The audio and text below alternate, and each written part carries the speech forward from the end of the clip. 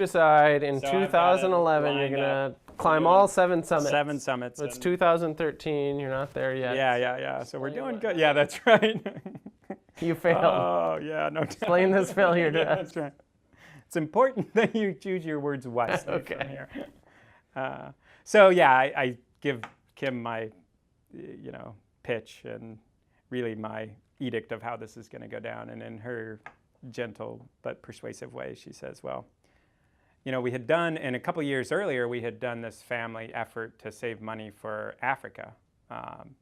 And it just was on our hearts that we wanted to go to Africa. We got the kids all focused, and we did. We saved enough money to go, and then like a bunch of people counseled us, look, that's a big chunk of change. I think the kids were 4 and 6 or 5 and 7. They're like, they're not going to remember a thing. Right. Do it if you want. So we had to retool them off of that. And frankly, I forgot about it. Oh yeah, we did save money for that. I spent that money. But Right. So anyway, she's like, well, we said we were going to go to Africa. The kids are now 9 and 11. Why don't we think about meeting that commitment that we made, and you guys do one mountain, and let's see how they do and if they like it. And okay, well, I think we're just going to do one mountain, Right. So, And so you rope in your daughter then at this point. Well, when I got back from Whitney, interestingly enough, Brittany pulled me aside and she said, never leave me behind again, was her literal. Did you have a really bad experience while you're gone? Yeah, well, no, that's a good question. I never delved that deeply, but maybe. So she is equally like a hammer, and it was a conversation between her and I where she sat me down and gave me the understanding that we would have moving forward. Okay. And she said, yeah, I'm going to be part of this. So she was on board to doing Kilimanjaro, and I made some rules about, we're not doing this just to serve our own egos. We need to figure out a way that we're giving back. And my brother had hooked up with a Catholic community out there, so we went and decided to redo a safari, some mission work, and hike the mountain. I've heard legendary stories as we started training with you to climb Whitney about you taking Brittany and Joey out. There was one moment, and it was like a 5 a.m. preschool, before school hike, and Joey was lagging, and then I jump on him like, I say, look, if we're gonna hike Kilimanjaro, and I know I use these words, if I'm gonna spend this kind of money, Right. then you got to perform it. And he said, literally, he goes, well, I don't like the up, I only like the down. And he is a gazelle down. He can beat anybody down.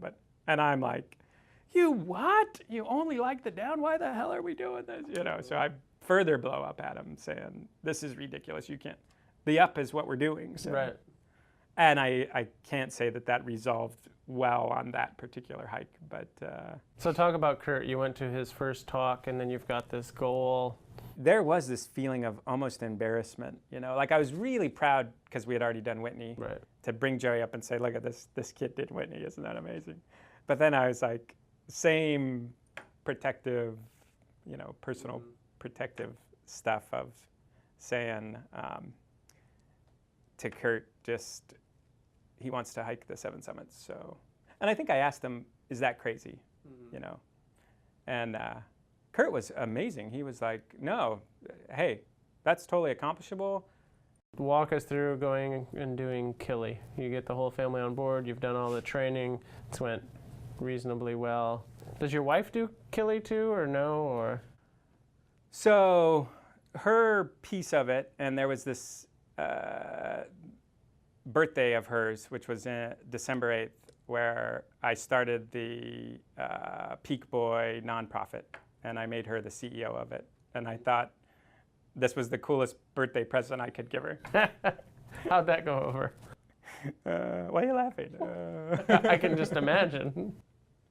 Yeah, I don't know why I'm so naive, but so yeah, she was not at all excited. It was a job.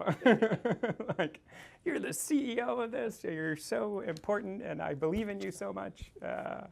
And so I made her the CEO of what was then Peak Boy. And so her job, okay, I see why.